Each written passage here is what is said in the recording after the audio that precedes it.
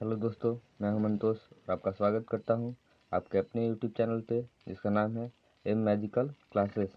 आज हम कक्षा 12वीं की विषय अर्थशास्त्र के यूनिट 2 के कुछ टॉपिकों को समझेंगे। इससे पहले हमने यूनिट 2 के एक वीडियो बना के अपलोड कर चुका हूं अपने यूट्यूब चैनल पे। अगर आप उसे नहीं देखे हैं तो देख लीजिए, क्योंकि उसे देखने से बहुत सारी चीज़ों को आपको क्लियर हो जाएगी, जैसे कि आपको इस चैप्टर में इस वीडियो में जो टॉपिक डिस्कस करेंगे वो आपको अच्छी तरह से क्लियर हो जाएगी। चलिए देखते हैं, आज का हमारा पहला टॉपिक है समसीमांत उपयोगिता का नियम क्या है, या फिर इसे दूसरे शब्द में भी पूछ लिया जाता है एग्जाम में। इसी प्रश्न को थोड़ा सा शब्द को बदल के वो है कि प्रतिस्थापन के नियम से आप क्या समझते हैं। दोनों प्रश्न एक ही हैं, इसका उत्तर भी एक ही होगा, बस थोड़ा सा भाषा में चेंज कर दिया गया है। इसका किताबी भाषा का जो उत्तर होगा ये इस प्रकार होगा। चलिए इसे थोड़ा सा एक बार पढ़ लेते हैं, उसके बाद इसे सरल करके समझेंगे। जब उपभोक्ता अपनी सीमित आय में अधिकतम संतोष प्राप्त करना चाहता है तो उसे विभिन्न वस्तुओं पर इस प्रकार खर्च करना होगा कि सभी वस्तुओं की अंतिम इकाई से मिलने वाली उपयोगिता बराबर हो जाए। ये हुआ इसका किताबी भाषा का उत्तर। इसे हम थोड़ा सरल भाषा में समझते हैं। इसका पूरा आंसर का कहने का यही अर्थ है कि यदि कोई व्यक्ति है, उपभोक्ता है, वो सीमित आय में अधिक संतोष प्राप्त करना चाहता है विभिन्न वस्तुओं के खरीदी पर, तो उसे सभी वस्तुओं पर इस प्रकार खर्च करना होगा कि सभी वस्तुओं का जो अंतिम इकाई का जो सीमांत उपयोगिता होगी वो सभी बराबर होंगे, तभी उस उपभोक्ता को अधिकतम संतुष्टि मिल पाएगी। चलिए एक एग्जांपल लेके देखते हैं। यहाँ पे देखिए, ये है वस्तु। यहाँ हमने 4 वस्तु को ले लिया है। यहाँ पे जैसे सेब, आम, अनार, संतरा वगैरह है, और इन्हीं वस्तुओं से के अंतिम इकाई से मिलने वाली सीमांत उपयोगिता है। तो यहाँ देखिए, सेब की जो अंतिम इकाई है उससे मिलने वाली सीमांत उपयोगिता 5, आम से मिलने वाली सीमांत उपयोगिता 5, अनार से 5, संतरा से 5, यानी कि सभी वस्तुओं के जो अंतिम इकाई है उससे मिलने वाली सीमांत उपयोगिता सभी का बराबर है। तो इस स्थिति में उपभोक्ता ज़्यादा संतुष्ट दिखाई देगा। इसी को बोलते हैं समसीमांत उपयोगिता नियम।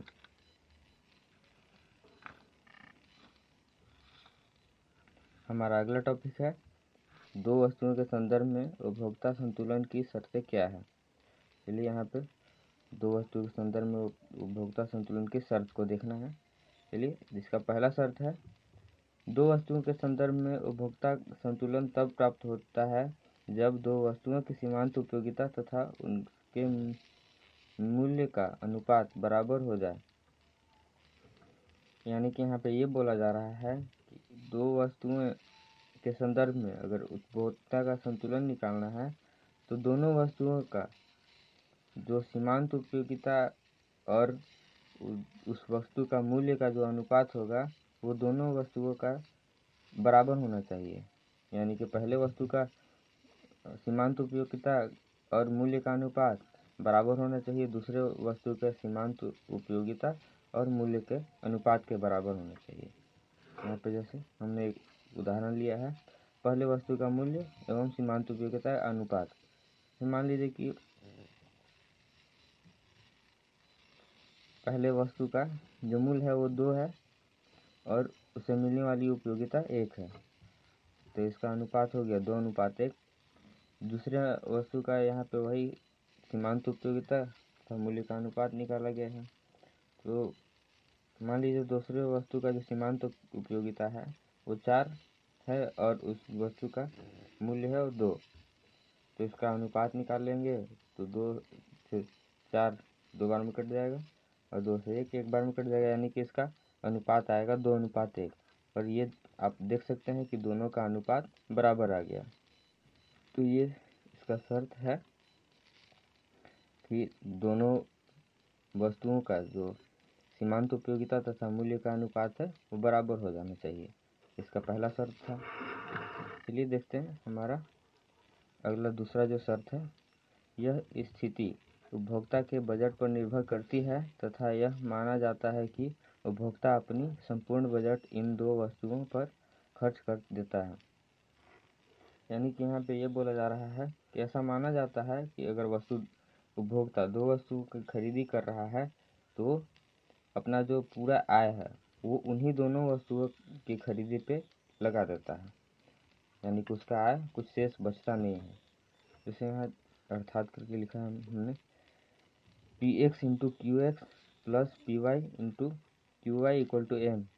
यहाँ पे Px मतलब है price of X into quantity of X plus price of Y into quantity of Y equal to जो उपभोक्ता का मनी है उसके बराबर, यानी कि उपभोक्ता के आय के बराबर। इसे हिंदी में समझते हैं।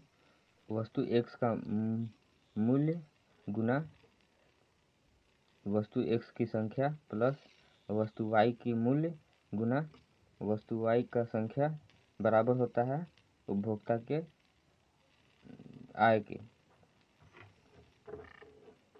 हमारा अगला टॉपिक है उदासीन रेखा क्या है, इसकी विशेषताओं का उल्लेख कीजिए। चलिए देखते हैं क्या है उदासीन रेखा। वैसे ये उतना इम्पोर्टेंट टॉपिक नहीं है। इसकी विशेषताएं आपको एग्जाम में पूछ सकती है, इसका परिभाषा नहीं के बराबर पूछा जाता है, ध्यान रखिएगा। वैसे पढ़ लीजिएगा तो चीज़ें क्लियर हो जाएंगी। इसका परिभाषा होगा उदासीन रेखा दो वस्तुओं के उन विभिन्न संयोगों को दर्शाता है जो उपभोक्ता के समान संतुष्टि प्रदान करने वाले होते हैं, अतः उपभोक्ता संयोग के प्रति उदासीन रहता है। यहाँ पे परिभाषा में यही बोला जाता है कि उदासीन रेखा एक ऐसा संयोग को बताता है जिस संयोग पे दो वस्तुओं की खरीदी कर जो उपभोक्ता है वो अधिकतम संतुष्टि को प्राप्त करता है। जैसे आप यहाँ पे देख सकते हैं उदाहरण के तौर पे यहाँ पे वस्तु एक्स की खरीदी की जा रही है और इधर वस्तु वाई की खरीदी की जा रही है। यहाँ पे संतुलन का जो बिंदु है वो है ई।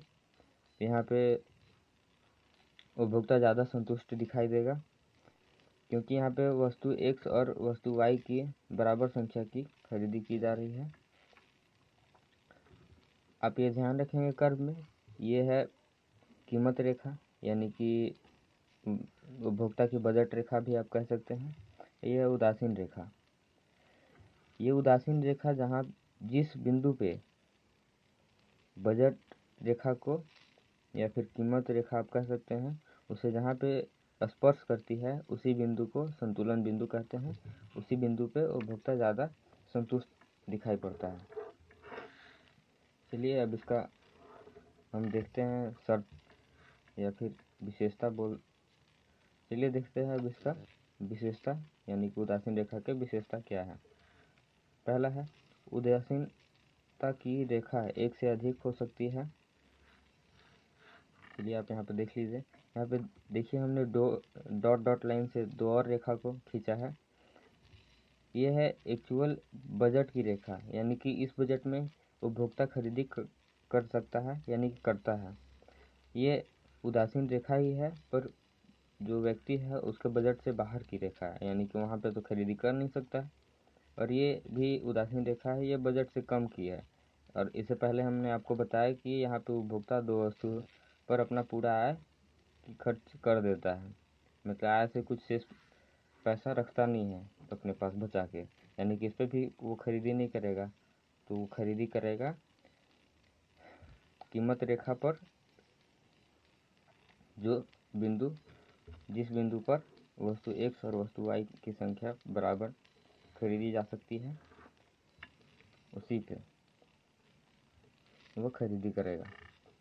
दूसरा है उदासीनता की रेखा एक दूसरे को कभी नहीं काट सकती है। देखिए यहाँ पे तीनों रेखा एक दूसरे को नहीं काट रही है। ये जरूरी नहीं है कि पैरेलल रहे पर काटेगी एक दूसरे को कभी नहीं। यहाँ पे देख सकते हो हमारा तीसरा बिंदु है उदासीनता की रेखा मूल बिंदु की ओर उन्नतोदर होती है। उन्नतोदर थोड़ा कठिन शब्द है, आप इसे ढालू यहाँ पे समझने के लिए आप समझ सकते हैं कि यह मूल बिंदु की तरफ धंसा हुआ रहता है, इसे उन्नतोदर कहा जाता रहा है। हमारा चौथा बिंदु है उदासीनता की रेखा किसी अक्ष को स्पर्श नहीं करती। आप यहाँ से देख सकते हैं कि न ही ये जो डॉट वाला लाइन है ये वाई अक्ष को स्पर्श कर रही है, न ही एक्स अक्ष को। ये नज़दीक से नज़दीक होकर पार हो सकती है पर एक दूसरे को कभी काटेगी नहीं या फिर स्पर्श नहीं करेगी। इसके और भी विशेषता हो सकते हैं, जैसे आप यहाँ देख रहे हैं कि उदासीनता रेखा बाएं से जब दाएं की ओर आती है तो वो नीचे झुक जाती है, ये इसका विशेषता हो सकती है। आप इसे भी लिख सकते हैं। हमारा अगला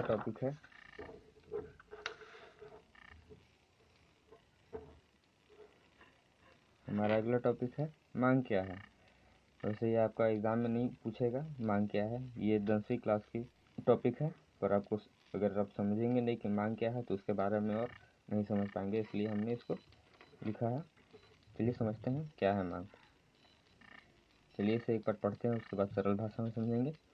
एक निश्चित कीमत पर उपभोक्ता अपने वास्तविक संसाधन का प्रयोग कर किसी वस्तु की जितनी मात्रा को खरीदने में सक्षम एवं इच्छुक होता है उसे मांग कहते हैं।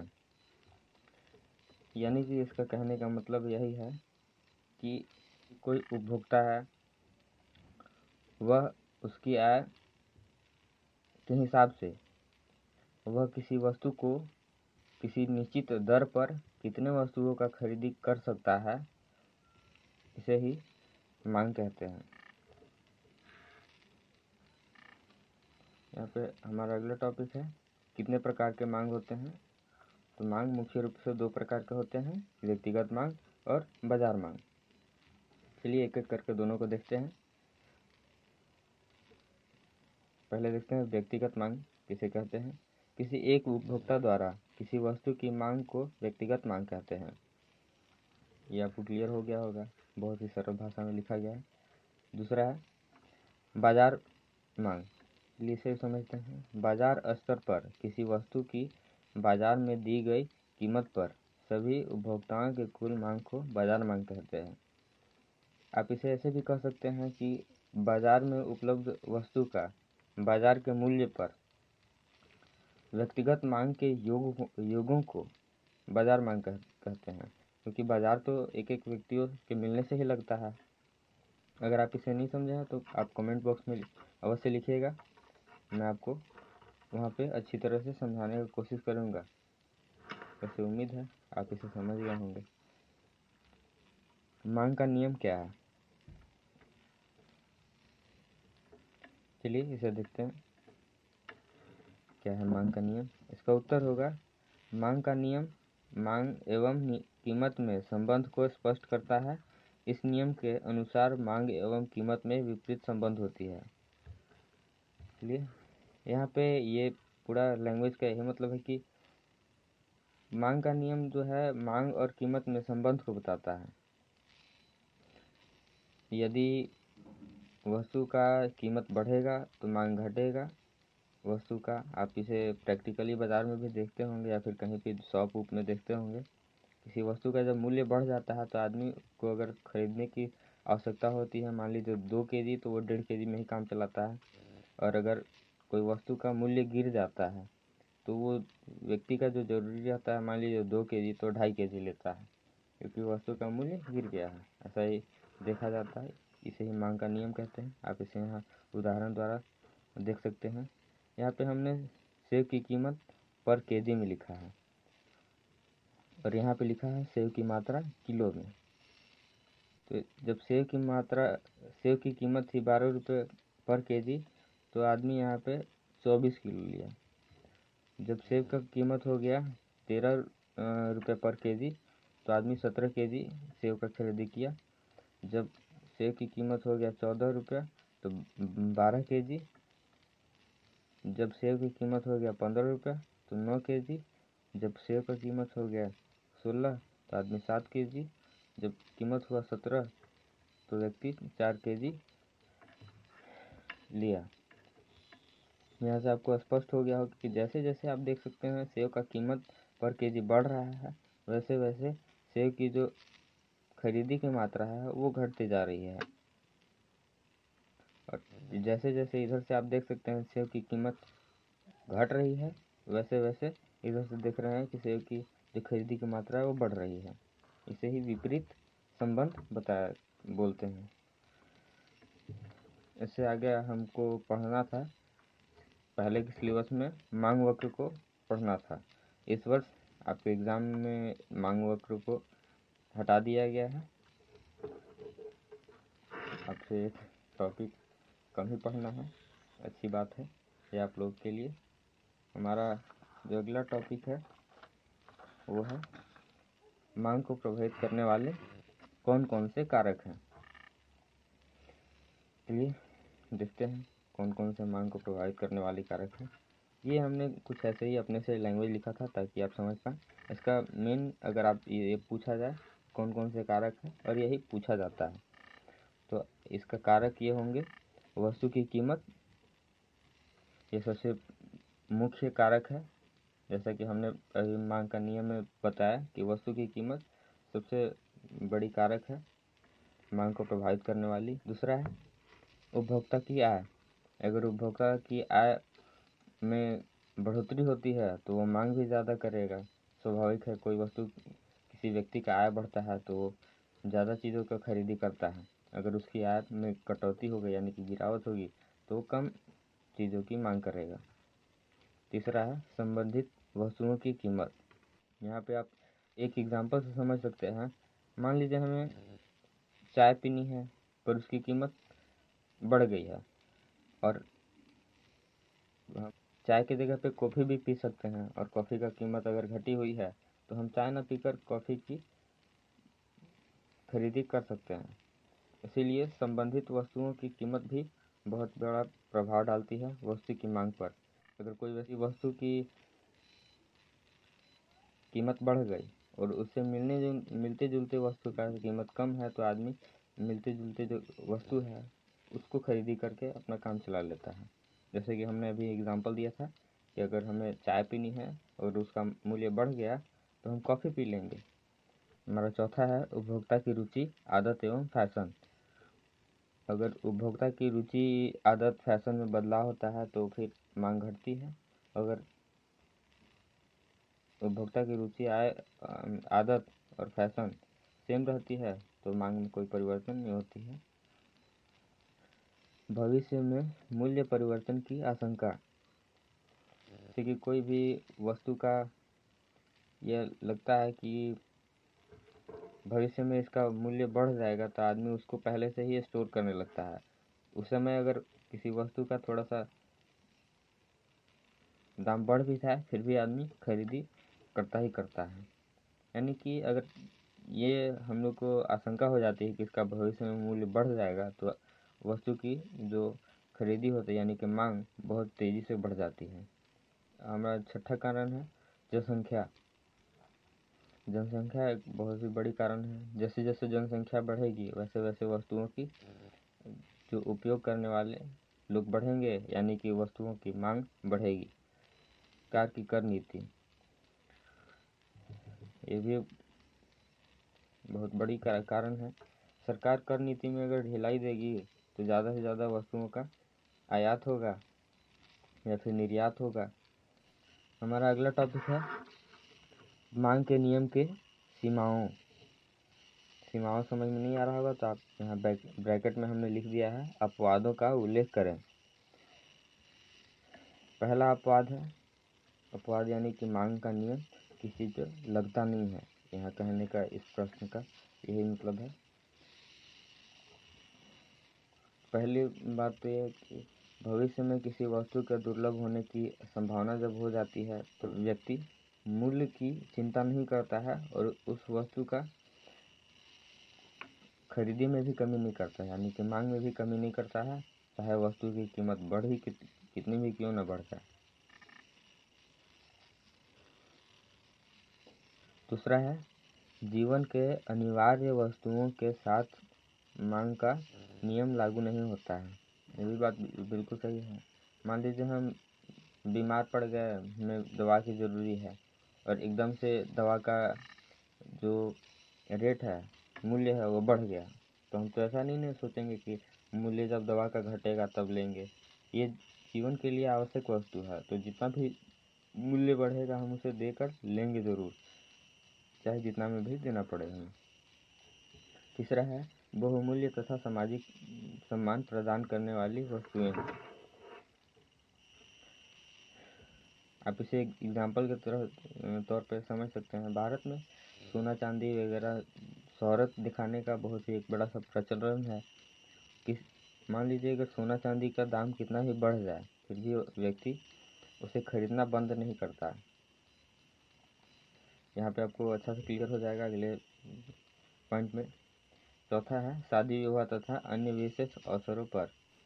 शादी विवाह पर मान लीजिए, जैसा हमने अभी तीसरा पॉइंट में समझाया कि सामाजिक सम्मान के लिए आदमी बहुत सारा खर्च कर देता है, तो यहाँ पे शादी विवाह तथा अन्य विशेष अवसरों पर वही मिलता जुलता ही है। आदमी शादी विवाह पे सोना चांदी का आभूषण पहनने के लिए कितना भी महंगा हो जाए, आदमी पहनना नहीं छोड़ेगा। तो यहाँ से आपको दोनों पॉइंट क्लियर हो गए होंगे। तो इसीलिए शादी विवाह तथा अन्य विशेष अवसरों पर ये मांग का नियम लागू नहीं होता है।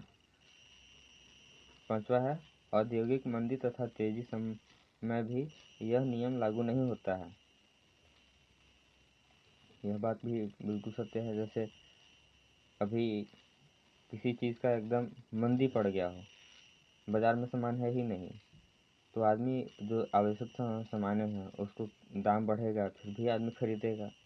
और मान लीजिए मंदी के बाद तुरंत सामान आया, तो आदमी को भरोसा नहीं रहता है कि सामान फिर से मिलेगा पूरा तरह से कि नहीं मिलेगा। तो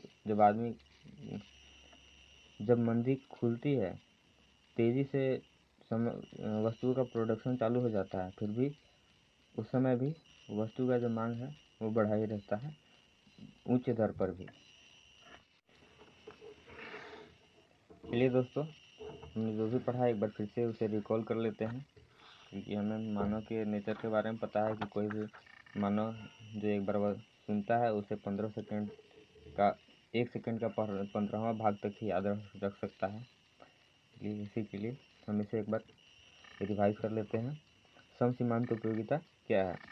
तो यहाँ पे हमने देखा था कि समसीमांत उपयोगिता उसे कहते हैं जब उपभोक्ता अपनी सीमित आय में एक से अधिक वस्तु का जब उपभोग करता है, तो वह सभी अधिकतर संतुष्टि को प्राप्त करता है जब वह सभी वस्तुओं के अंतिम इकाई से मिलने वाली जो सीमांत उपयोगिता होती है वह बराबर हो, तभी उसे अधिकतम संतुष्टि मिलती है।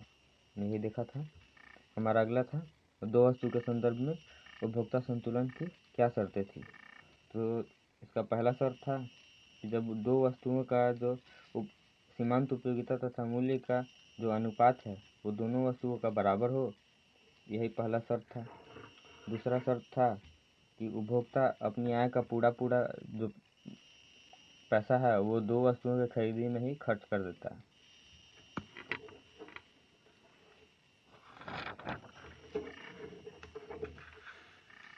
हमारा अगला टॉपिक है उदासीन रेखा क्या है, उसकी विशेषताओं का उल्लेख कीजिए। तो हमने देखा था कि उदासीन रेखा वह रेखा थी जो अलग अलग बिंदुओं पर दो अलग अलग वस्तुओं को खरीदे पे किस बिंदु पर उपभोक्ता को अधिकतम संतुष्टि मिलेगी इसके बारे में बताता था। जो रेखा उसे हम उदासीन रेखा कहते थे। उदासीन रेखा की ये सारे विशेषताएं हैं। पहला विशेषता है उदासीन रेखा एक से अधिक हो सकती है। उदासीन रेखा एक दूसरे को कभी नहीं काटती। उदासीन रेखा मूल्य बिंदु की ओर उन्नतोत्तर होती है। चौथा था उदासीन रेखा किसी अक्ष को स्पर्श नहीं करती। हमारा अगला टॉपिक था मांग क्या है।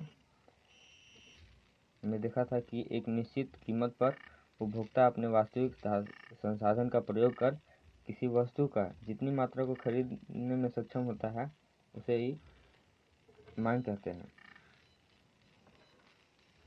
जैसे कि मान लीजिए मेरे पास 10 रुपये है और 10 रुपये का एक ब्रेड आता है, तो हमें ब्रेड खाने की इच्छा है, तो हम चाहकर भी एक ही ब्रेड का उपभोग कर सकते हैं। तो ये हुआ मांग एक ब्रेड का। हमारा अगला टॉपिक था कितने प्रकार के मांग होते हैं। तो मांग 2 प्रकार के होते हैं, व्यक्तिगत मांग, बाजार मांग। यहाँ पे आपको थोड़ा डिफरेंट टाइप में भी पूछ सकता है कि व्यक्तिगत मांग एवं बाजार मांग में अंतर स्पष्ट करें। तो आप इन दोनों का अलग बीच में डिवाइड करके, जैसे आप जानते हैं एक तरफ व्यक्तिगत मांग की परिभाषा को लिख दीजिएगा, दूसरी तरफ बाजार मांग की परिभाषा को। तो व्यक्तिगत मांग किसे कहते हैं? जब किसी एक उपभोक्ता द्वारा किसी वस्तु का मांग की जाती है तो उसे व्यक्तिगत मांग कहते हैं। और जब बाजार में उपलब्ध सभी व्यक्तियों के व्यक्तिगत मांग के युगों को बाजार मांग कहते हैं। हमारा अगला टॉपिक था मांग का नियम क्या है। तो मांग का नियम यही है कि जब किसी वस्तु का मूल्य बढ़ता है तो उसका मांग घट जाता है, और किसी वस्तु का मूल्य घटता है तो उसका मांग बढ़ जाता है।